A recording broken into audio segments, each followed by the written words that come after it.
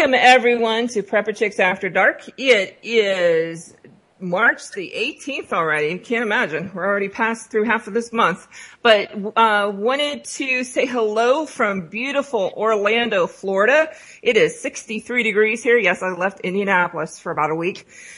So we are live down here in Orlando. It's been 83, 84 degrees all week since we've been here. We'll be here until probably Sunday and heading back to, from what I understand in the forecast, some snow. So yippee skippy. As my son calls it, we're on a workcation down here. I get to work while they do their vacation, but and having a great time. And missed the show this morning because I was in meetings all day long, and we'll be back there tomorrow. But lucky I was here this evening to spend some time with you guys because I have missed you. So why are we here? We're here to play some Conflicted, the survival card game. And what it is a deck of cards that has different scenarios printed on each card. And you can use these as a tool with your survival group to sit down and work out some scenarios. One thing that you need to do within your group is put some different things out there so that way you can work yourself out of them, back out of them, so that way if something happens, you all have a plan and know how each other would act. So we're going to go through some of those tonight. We have 3 guests with us tonight, 2 returning, and 1 is our guest star tonight. But back with us, we have Alika from ShitHitTheFanReady.com. So Alika, welcome back. Thanks, Lori. Sorry, my brain is not tied with my tongue tonight at all. No, you're fine. I'm with SHTFready.com, who are prepping survivalist website that shares ideas and helps each other learn and prepare. We keep the politics out and focus on preparing in all aspects surrounding it. Everybody is welcomed, and you heard of the ant and the grasshopper story. Our website teaches you to be the ant. Awesome. Thank you for being here. And returning for his second journey with us tonight, Mr. Jimmy Funky from Boiler Room Radio. Good evening, everybody. Thank you for being here with us again. Thank you for inviting me on at the very last minute. Yeah, no doubt. You just happened to be online, and I needed a Skype check, so he was there, and it's like, hey, you doing anything? So it's like, snagged him in here. But you did an awesome job the last time, and you have such a wicked way of thinking about things that it gets people to really thinking. I said, wicked. I'm sure all the black not evil. magic practitioners are happy now. And our guest for tonight has not been with us, but I just put his page up on our Facebook page, and he's dropping it in the chat room, is Ed from Preparedness Consulting Group. Welcome, Ed. Thanks for having me. I'm happy to be the noob. Awesome. Now, how would somebody find you that is not in the chat room right now? You have a website? I do. I have a website, www.preparednessconsultinggroup.com. We're on Facebook, Twitter, Skype. Awesome. Now, I'm seeing in the chat room, and welcome everybody from the chat room. Thank you guys for being here. You guys are always a bunch of fun in there. Usually a big distraction for me, and I'm going to have problems tonight. I know with that. But we want to thank www.ucy.tv for allowing us to be on the radio. Thanks, Jules. You rock. But Alika, you're dropping some stuff in there. You got a raffle going on? Yeah, we do.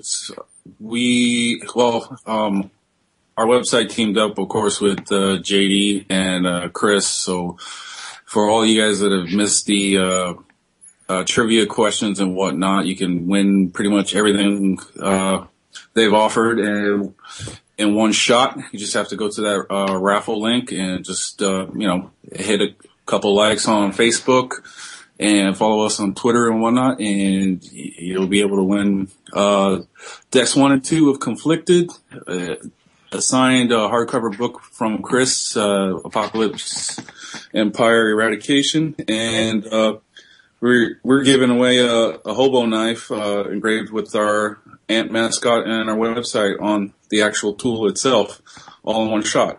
Awesome. Now, Chris is still out on maternity leave, so we want to give him a high five and tell him nice job there with his beautiful baby little girl. He should be back with us soon, but we want to give them as much time as they can to get the family established. So, great job, Welcome Chris. to the there. little prepper. Yeah. No, Chris has to get on board yet. He's getting there. We just need to, maybe this will give him a little push over the edge. He's in the closet. We just have to get him out of it. In more ways than one. But let's move on. Yeah, exactly. So I'm going to throw out the first card here for you guys. So here we go. This one was submitted. It's in deck number 2, and it was submitted by momwiththeprep.com. She's one of our followers here, and she's usually in the chat room. But here's her question. The survival group you belong to has lots of children. What are 3 essential life skills that every child should know in today's current society? What are 3 other skills you would add to their education in a post-apocalyptic world? So pre and post child, what do you think? So Mr. Funky, what do you think? You mean I got to come up with 6 right off the top of my head? Okay. Yeah. First aid. They should know first aid. Oh, I thought you meant they can stay. Sit, stay, pull over. Okay, first aid. They should know first aid. They should know how to build a fire. Everybody should know how to build a fire. You know, you should at least know at least 2 ways to build a fire. Oh man. They should know edible plants. I mean, how old are the kids are we talking about? Just says a bunch of kids, whatever age you wanted to make them. Okay, so they're all like Well, semi-teens. how about we do this? We'll give you semi-teens. We'll give, Alika, we'll give him the 4 and 5-year-olds, and we'll give Ed the 10-year-olds. That should break it up a little bit.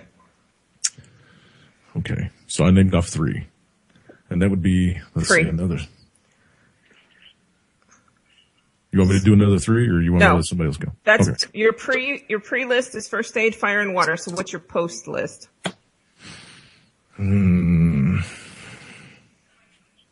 Wow. Communication, I really don't know, man. I mean, I haven't ever been around kids a whole lot, so. Wow. I'm coming at it from a military perspective, you know what I mean? Well, pretend like they're little warriors. Well, they're, Okay. you know, They need to know how to locate water, maybe, you know. There are certain ways that you can try to find water in an area, you know. Oh man. I don't know, dude. I don't know. Firearm safety.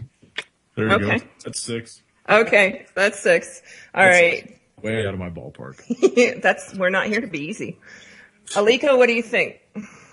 I'm kind of in the same boat. I haven't really been around children, and I'm thinking of it as a military standpoint as well.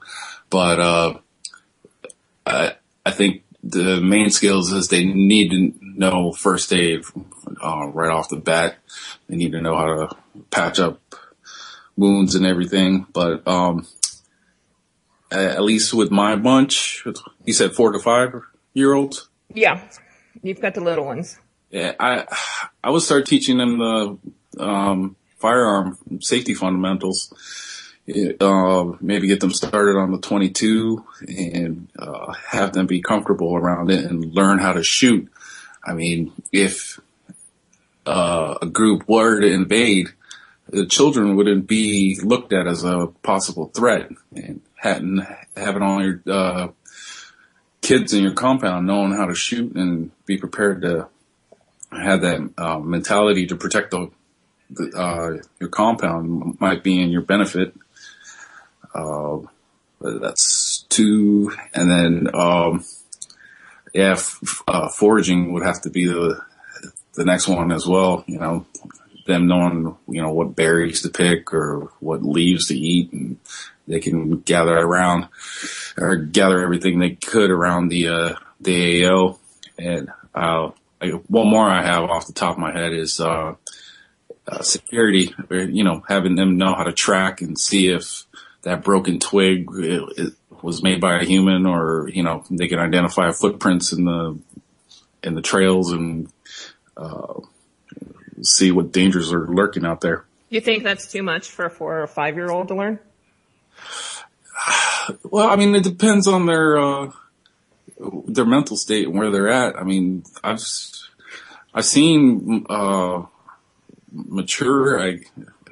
That's a loose. Whether or not they've had their fluoride and shots. Yeah, I've seen 4 or 5-year-olds in the store that deserve a swift smack to the back of the head because they're running around and destroying everything. But I've seen 5-year-olds and 6-year-olds that act more intelligent and respectful than a high schooler. Yeah, exactly. So, I mean, it all depends, and you would have to go off of the how they're acting at that time. If little Jimmy can't pay attention, I mean, of course, I'm not going to give him a loaded firearm to start playing around with. Yeah, gotcha. Well, Ed, do you have kids? I do not. Oh, none of you do? I got a dog. Does that count? Part of the survival plan, maybe?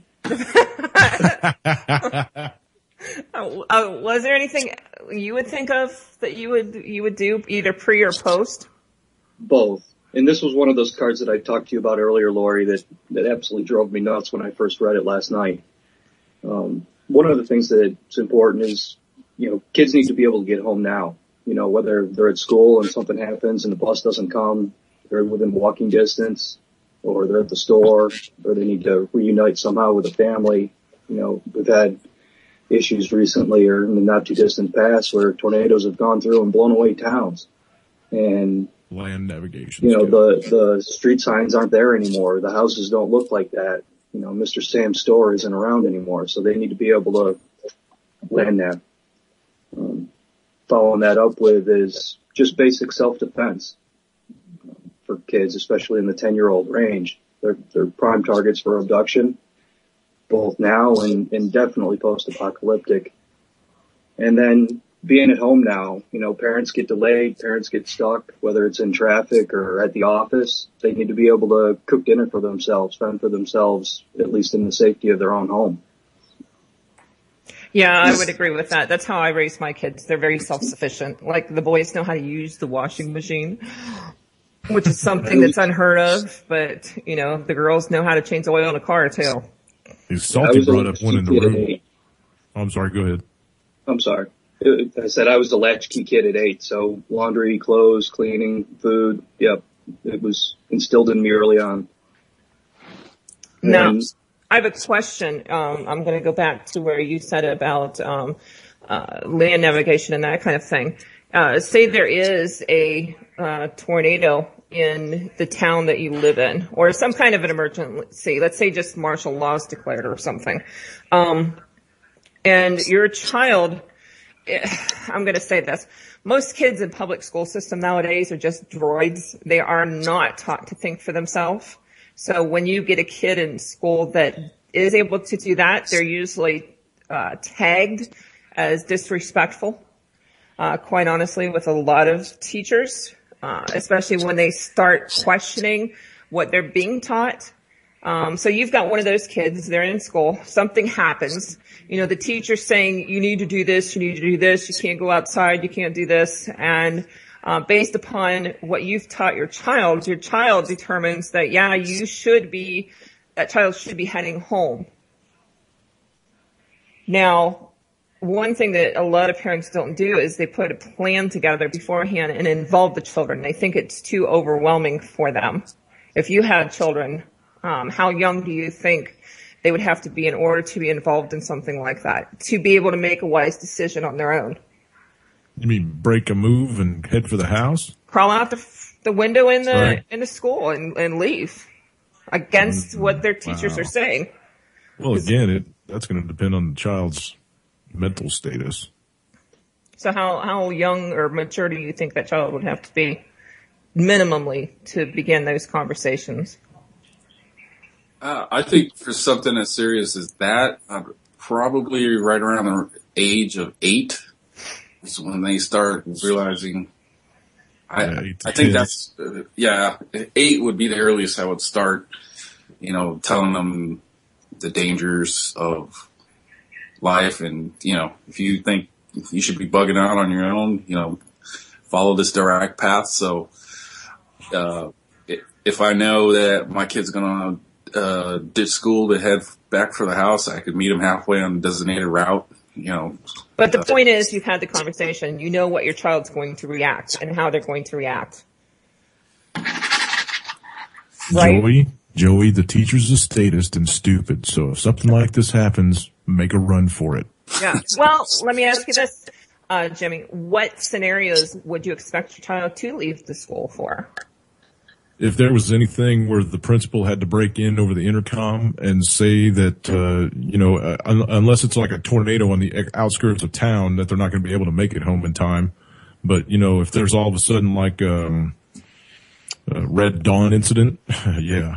Unless the Ruskies are landing in the playground, make a break for it, kid. Get your ass home, or Dad's coming to get you. Okay. And I'm saying about 8 to 10. Anything between then and older. This is it. As long as they're within like a quarter mile of the house, or maybe even a half mile, if it's an easy travel, absolutely. Ed, what do you think? I think maturity plays a big role in that, and how you've been involved with your kids to begin with. If you're out camping with them at a young age, first grade isn't a problem. You've already had conversations of a lot of the evils that could happen in the world, but you do it at their level and to their understanding. And depends on their physical capabilities too. Correct. And it boils a lot down to their maturity, their mindset, just like it does with adults. Some adults are happy to stay in their home and just wait for somebody to come help them. Other adults are happy to go out and make something happen in order to survive for themselves and their families. Well, the scenario I'm thinking of, and I know this has happened in Indianapolis, tornado came through and knocked some trees and stuff down, and the school took it upon themselves, and, don't quote me on this. I don't know if it was a test. Shocking that they would do that, I know. But they loaded up the kids from the school and took them to an alternate location without parent approval or letting the parents know where the kids are. So the kids. Was the school damaged? They thought it was in a threat zone. Oh, absolutely not. No, I wouldn't care if Reed Timmer was standing on the roof with a camera. You don't move my kid without me knowing it. Well, they did, and they removed busloads of kids from a school and moved them to someplace and did not tell the parents where the alternate location was, which is just, I would agree with you, Jimmy. That's just totally wrong. But, it's something like that happens. Reverse 911 in Indy? I have no idea. I don't call them. I take care of it myself. Well, what was? I'm just saying, they usually have reverse 911. If something like that happens, they should be able to text notify the parents or something. You know what I mean? Or send a call out. They have an intercom system and stuff like that. But they are, from what I understand, they can remove your child from a public school system without your permission and not tell you where they're taking them. That's why you should homeschool your children. And I do now. Exactly. Yay, you. Yeah. But, something I definitely think that everybody out there needs to have conversations with their children about. It's a very real scenario going on out there. And I think, okay. And let's throw this into the equation. Laid out. What if your kids are, 10 miles away? You know what I mean? Like, the school's 10 miles from your house. That's a pretty good hike for a kid. Yeah, no, I grew up on a farm in Ohio, and our driveway was a couple miles long. It went over railroad tracks and a creek and everything else before we got to the end of it. Right. I went hunting with my dad. We would, go out, clear across down the hollow and stuff before we made it back home. So, I think kids need to learn how to be a gray man.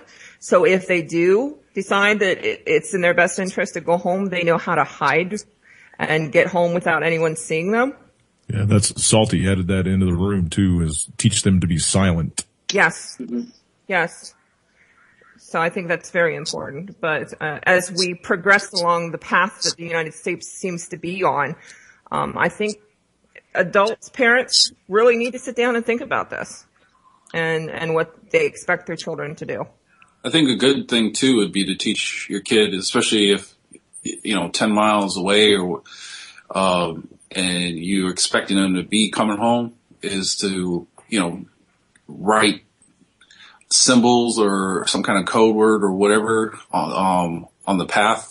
Or actually take a walk with them to the school on a weekend and mark a trail. Just something they can follow.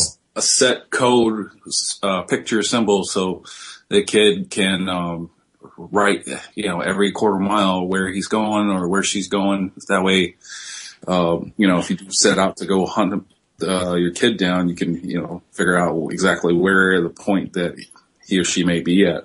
Definitely. And I think one of the nice things about having a group of people, maybe that's in your preparedness group, is something like that happens and you happen to be far away, there's someone there that automatically knows they need to do X, Y, and Z. And that might be to gather the kids together as fast as they can. You have to have some real serious trust in those folks. Real serious trust. And I know, they're family. I don't buy into that one. Families related by blood, and that's about it. You need to be inside someone's head before you let them into your group. Because, like I always say, you don't know someone until you divorce them. Most of my family's not blood, too. Yeah, exactly. Yep. So, on to the next question. Jimmy, you said you had one? I've got a good one, actually. Alrighty. This is pertinent to everybody because it's coming very rapidly. The banking system in your country has collapsed. You have some supplies, but your bank account cannot be accessed for more. There are, however, people who owe you money. And it dawns on you that either you need to collect now in cash or goods or risk never being paid again. How would you go about collecting debts after the collapse? Now that I've read that, I think you actually went over that on another show. I did, but we have new players tonight. Other than maybe Alika. Did you answer that one, Alika? Yeah, I did. What was your answer? Do you remember? I would go and collect as quickly as possible, because usually right after a collapse, people are still confused and think, that they're... Would you collect in cash, or would you try to get barter items? I would definitely try and get barter items, things that I think I'm need. Alika, how long after the banks freeze, in your opinion? And I'll ask each of you guys this, so you each can answer. The banks freeze. You wake up, it's a bank holiday on Monday, Tuesday, nobody can access their accounts. How long do you think before chaos begins? Alika? I would say at the 4 week mark, when people realize, oh crap. Yeah, because people are pretty dumb. Yeah. But, for everybody in the chat room, and I would assume, everybody on this call, we would realize the severity of it within a matter of days. Even, I would admit, hearing that, I'd probably wait 2 to 3 days. Okay, maybe it's a hacker glitch or, I would, some crazy thing and see if it gone through, but if it's still at the same status after 2 to 3 days, I'm like, all right, I need to get my shit together and start collecting what I need to before everybody else gets wise and starts doing the same thing. Jimmy, what do you think? 48 hours. If they block access to your money for more than 48 hours at a stretch, get ready. It's there. That's it. And I think the nice thing is about this radio station is everybody's so connected. Like, I've listened to your radio station. It's like you play inside my head sometimes. And, that's scary. We're pretty much on the same page though. I mean, seriously. And I think we all are looking for signs out there of when it's going to happen. It's not a matter of if. This is why I watch the market. This is why I play Manarino on my shows. I mean, I know it bores the crap out of people because they don't dig Wall Street, but Wall Street affects us every day. Every day. And you got multiple banks going down at the same time. It's done. Yep. you might as well screw the 48 hours or the 96 hours because it's This is why I tell people bank local. Bank in a local bank where your bank president lives in the same town that you live in. And preferably in your prepping group. Right. Yeah, that would be even better. Yeah. Because he's got the key to the vault. Not there's there anything in there, but. No, but it'd be a really good place to hide all your electronics and shit if an EMP's coming. Very true. Ed, what do you think? I think chaos is going to be dependent on where people are. Urban area versus rural versus suburban.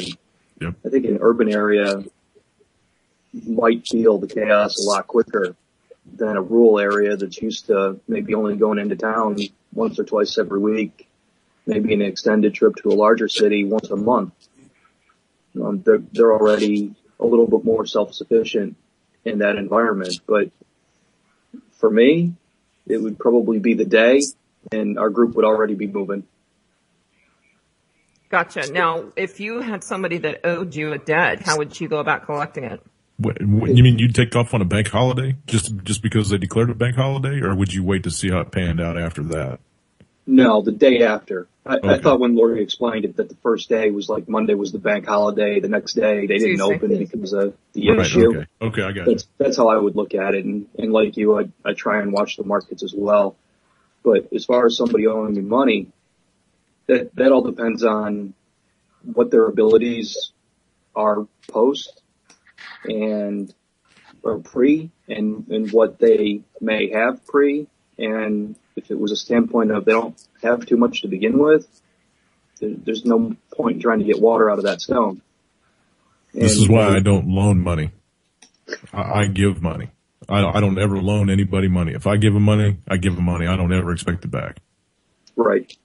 And if they were to have something, bartering for something that would be useful later on is definitely the approach that I would take, either through goods that they have on hand or knowledge and skills that they have. And possibly incorporating them into our structure that we currently have. Gotcha. Okay. So I'm with Jimmy. You know, if I've got it and I like you, I'll give it to you without expectation of return. It's called paying it forward most time. Yep. So I think it's going to be really, really hard to collect any kind of debt after any kind of downgrade situation. It's going to be do or die out there. Some people will realize that, flip that switch a lot faster than others, unfortunately. But it is what it is. Let's throw that shoe on the other foot. What if somebody came to you for a debt that you owed them? How would you handle that post-crash? I think we have a question like that on one of the cards in the first deck. If your landlord comes to collect rent. Oh, yeah, I remember that one too, Yeah. I mean, if it's a landlord, he'd get a big middle finger. But what if it's your family member or brother or, prepping buddy or something? Well, I think if they're in your group, they're not going to come looking for a debt to be repaid to begin with. I would think that within your prepping group, you've already got it structured enough. So if something would happen, it would engage and go from there. And, True. Could you barter? Not product, but services. Say you owe someone rent for the house and you can't give it to them, your landlord. I rent because of my work, because I travel so much. So if my landlord came, could I, what services? Let's not. I'll come over and mow the grass next week. But I mean, keeping it rated G, could you offer security, with firearms, things like that? That might be something that you could negotiate. You mean pull them into your group? Because I sure as hell wouldn't give them guns to go protect themselves. No. Not pull them into your group, but you turn into, the bodyguard. Provide security? Yeah. Yeah. I mean, just barter anything off. If they need something, like maybe you've got a spare tire laying around, they need a tire for something, or I got the whole barter thing. That's a good idea. But how far would it go until you... And I know I got hacked on this last one, on the last show, because they're like, somebody mentioned on the Facebook page that we resort to death entirely too fast sometimes. So my question is, though, let's say you owe someone something, and they've sent their men around. You've already been beaten up a few times. Now they're coming after your family and whatnot. How far would that go before you did resort to murder? Oh, the first hint of violence, of physical violence, I'm ending it. And that's the way I roll. And anybody that doesn't know that needs to do a double think. The first hint of violence towards me or any family member that I have or anybody that I love, I'm ending it. Ed, what do you think? Yeah, I'm right on board. I couldn't say it any better. Alika, you in agreement also? Yeah, I would try every, means to, save that bullet. But, the first threat, I'm going to get you, when you're not looking. Yeah, it's done. Doesn't have to be a bullet. Well, I was just saying it as an example, but, the immediate threat, I'm not going to wait for it to happen. We'll just end it right there. Now, if I have the ability to repay whatever that debt is, I'm going to do that because that was the intention to begin with. Yeah, exactly. If the possibility is there, it's going to be repaid.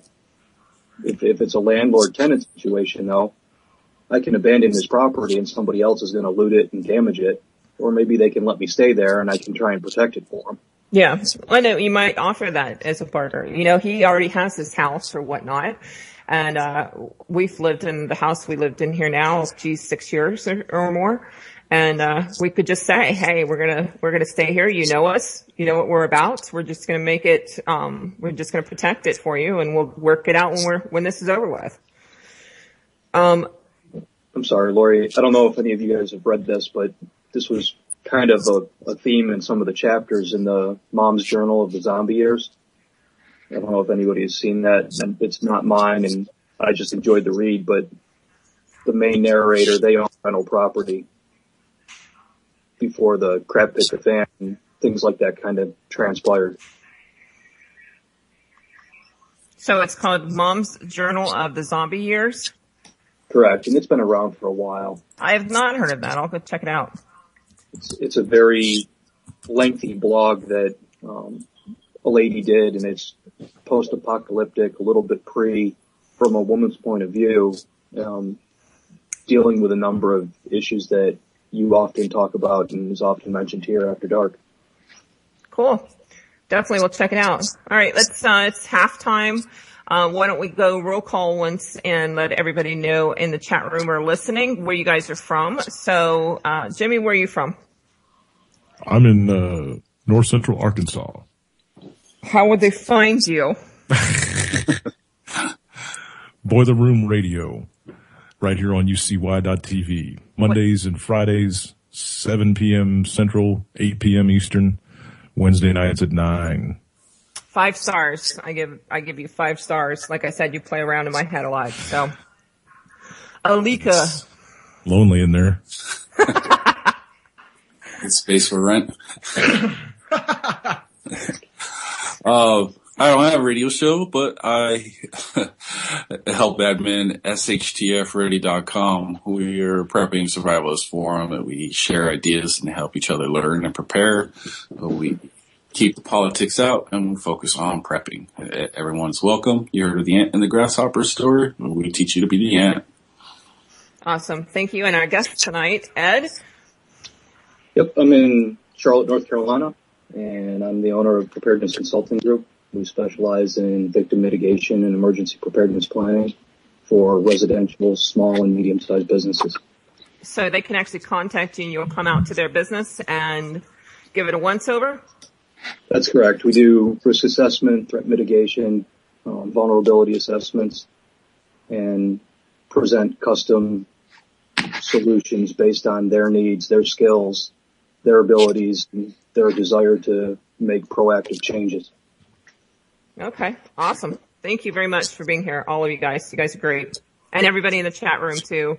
Applause. Hey, Lori, I got a giveaway. Oh, Leica, laid out. Yep. Hopefully I can get the picture up here. Nope, that didn't work. I'll be giving away one of the hobo knives. We'll have our logo on one side and our website on the other. Real simple trivia. Just go to www.shtfready.com and tell me how many members are in the colony right now. All right, you guys got that? One more time, Malika.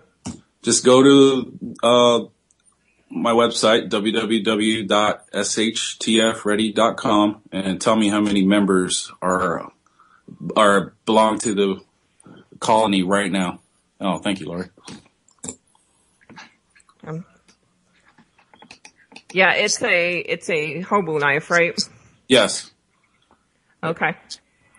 And there's a picture involved there. Is the picture up on your website? Yeah, it's on there. I don't have Okay. a direct link. I'm trying to pull it up right now. Okay. Salty said 35. Nope. No.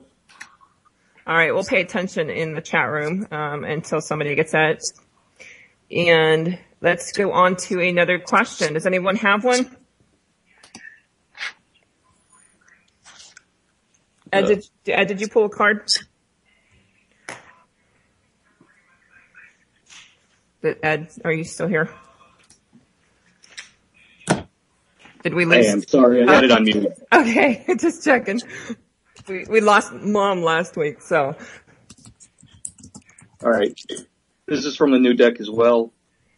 Is ambushing an equal force fighting against you an intelligent move, or does that make you less than an honorable adversary? One more time.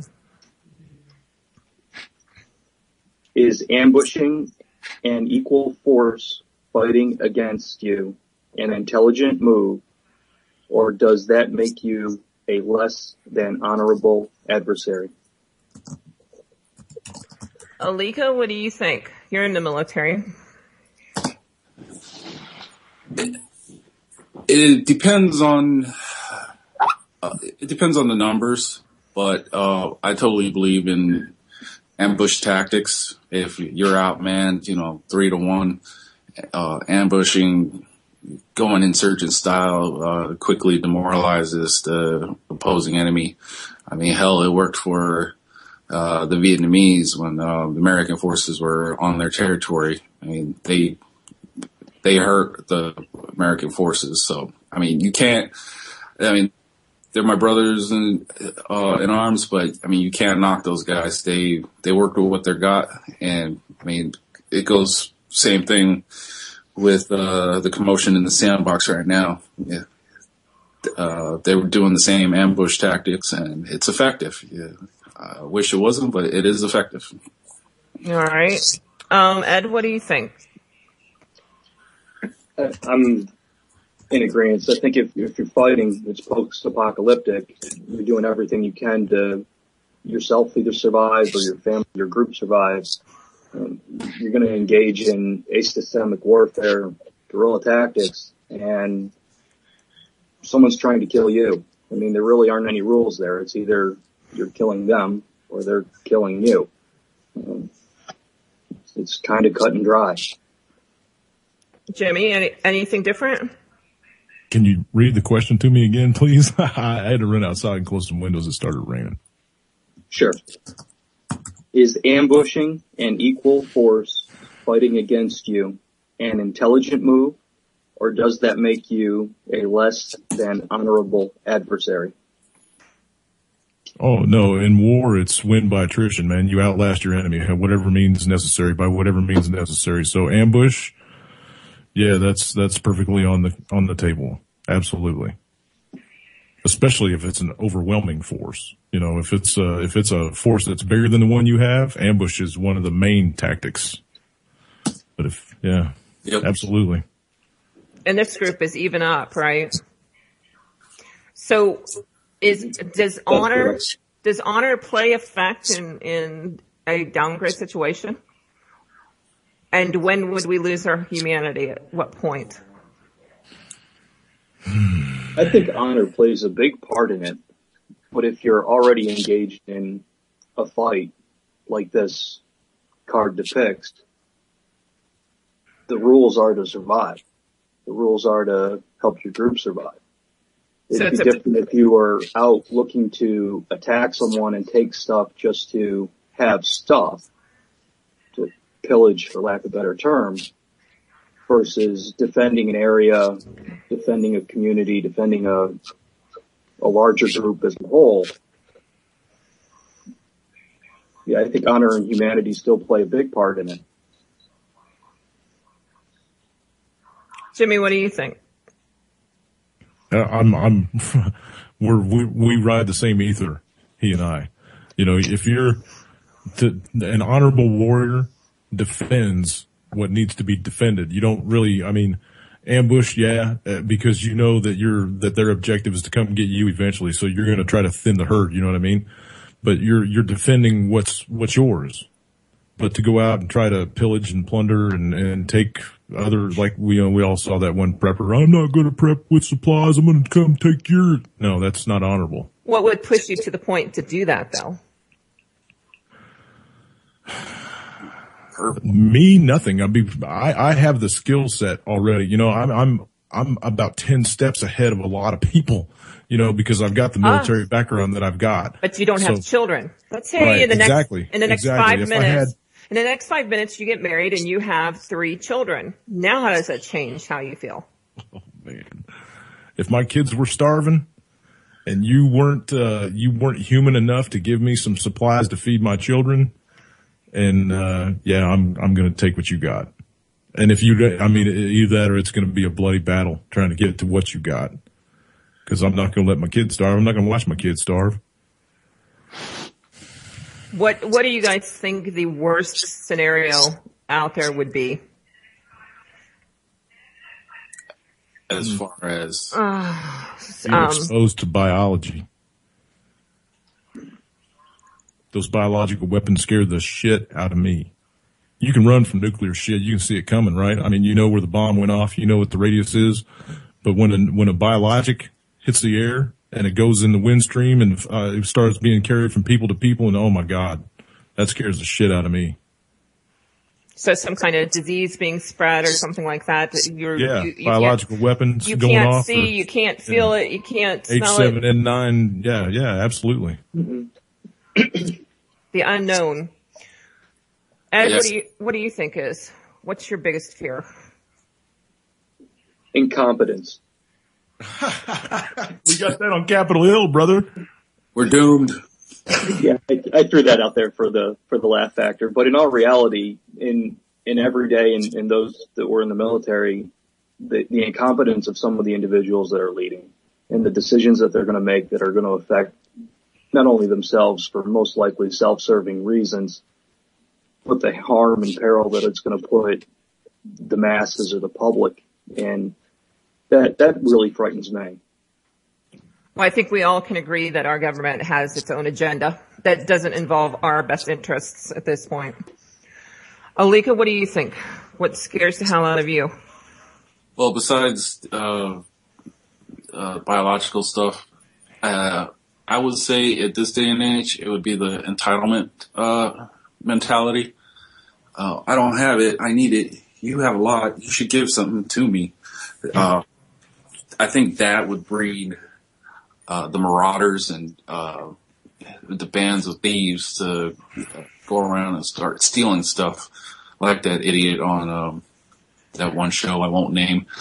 He was training to steal instead of learning how to be self-reliant. That's just, that attitude just scares the hell out of me, and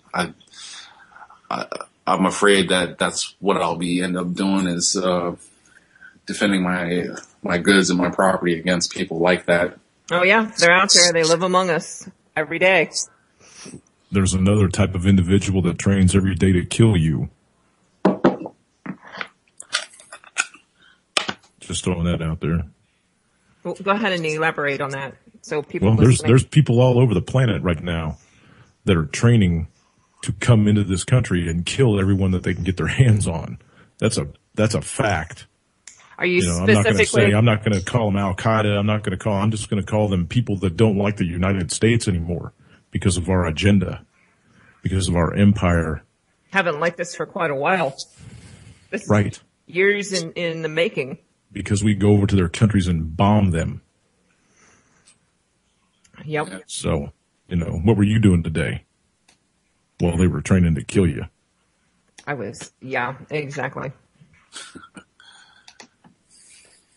All right. Well, let's move on to the next question here. Does anybody have one? Because I've got one laying here. Or if anybody, Alika, do you have one? Let's see. No, I have for some reason I have all the cards that we've already gone over in front of me. Okay, I'm going to go back to deck one then. And I want to know, in order of importance, how would you rank food, water, shelter, and weapons? And if you could only take 3 to bug out with, what 3 and why? So food, water, shelter, and weapons. Alika, what do you think? Definitely water would be number 1. Weapons and food, in that order. Water is pretty much life. You can't do anything else without it. And I mean, if you have the weapons, you have the means to procure food, either by hunting or other means. Shelter is just not on my. So you would leave shelter off of the list. Yeah. Why? You could easily take refuge in a cave, in a burnt out house, or it's just, I don't think there's too much skill. I mean, knowing how to build a lean-to or a bivouac site and all that other good stuff, I don't think it requires that much skill. Okay. Jimmy, what do you think? The water, is it water purification or you got to lug bottles? It just says water. It's up to your discernment. Okay. But If how it's much? water- How much If does? it's water purification, I'd carry it with me. How 8 much pounds does- a gallon Thank you. is pretty freaking heavy. You're not going to be you able know, to carry yes. enough. Right. And you need at least a gallon a day to keep yourself, functioning. So I would take water purification if it was, I really wouldn't take water because I can find clean water. And if it's clean enough for me, it's clean enough for me to drink. If I get the shits tomorrow, bad on me. But, I would take, the other 3, shelter, fire, and, weapons. I want to have some kind of rain poncho. Wait. Fire isn't on there. It's it's food, water, shelter, and weapons. Food, water, shelter, and weapons. And we can take 3, right? Yep. So I'm not lugging any water. So food, shelter, and weapons. Right. Okay. I'll throw some granola bars in my pocket, take a rain poncho, and a good gun and knife. There you go. And Ed, what do you think? Yeah, I was going to ask Alika if he was sitting here next to me writing what I was writing down as he was talking. It's almost word for word what I had, but in analyzing that, it's the rule of thumb would be being exposed to elements for 3 hours, 3 days without water, 3 weeks without food. But with skill sets, I'm probably going to also leave water behind and take the others, shelter, food, weapons. So you would leave water behind. Okay, let's change the scenario a little bit. And I'm assuming everybody is assuming that where you're trying to bug out is in your current location. So what happens if it's the same deal, but you're in a desert? How would it change? Would water become more of an importance at that time? Certainly. But due to my skill sets, I'm not that worried about it. You're going to find water in the desert? How? There's water all over the desert. There's water all over, and yeah, you just got to know where to find it. Where would you start looking? Down. dig a hole. I mean, I'm serious. You can laugh it off, but that's serious skills. Ask my partner over there, the other military man. Start digging. When you find wet sand, you're going to find water. You go down into the lowest valley you can find, and you start digging. You get in a shady spot and you start digging. Don't believe me? It's worth a Google. Oh, and we all know how we like to Google things. Okay. So it's actually pretty easy to find water in a desert. You just got to know it. It costs a lot of money to find water in a desert. You know, if you're going to try to do it on a mass scale, that's why they don't do it. But there's oases all over the place. yeah. Ed, would you change your importance based upon it being in the desert? I would. I'd bring water with me, and I agree with Jimmy in regards to finding water in the desert. There's ways that you can do it, but being in a desert, what's that? You might die in the process, but You could. Well, let me ask you this. Between food and water, because that's usually the two things that most people think of first when they think of being prepared or bugging out. Would it be easier for someone to gain the knowledge or to find food or to be able to get water that they can drink? food.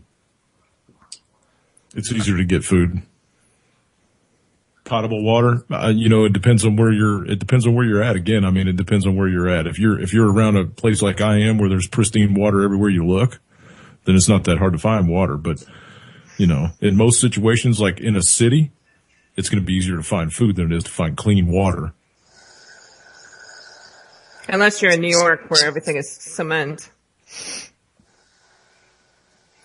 Yeah, you can But still then you knock look a at rabbit. other areas to find water. You use other things. You find a can of green beans. It's been packed in water, and you also have food.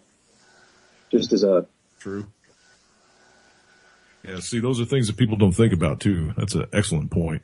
Well, what about tuna fish? Would you rather have tuna fish that's packed in water or tuna fish that's packed in oil, and why? Anybody, it's up for grabs.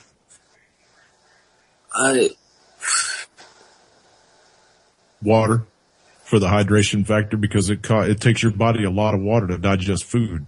People don't think about that either. If you're in a starvation situation, you would much rather put water on your stomach than food on your stomach. So these big companies that are selling all this dehydrated food that people have no idea how to prepare, that's one of the things that irks me the fastest is, buy this $5,000 package of food. It's enough food for your family for a year. If they know how to use it and they have enough water to rehydrate it, maybe.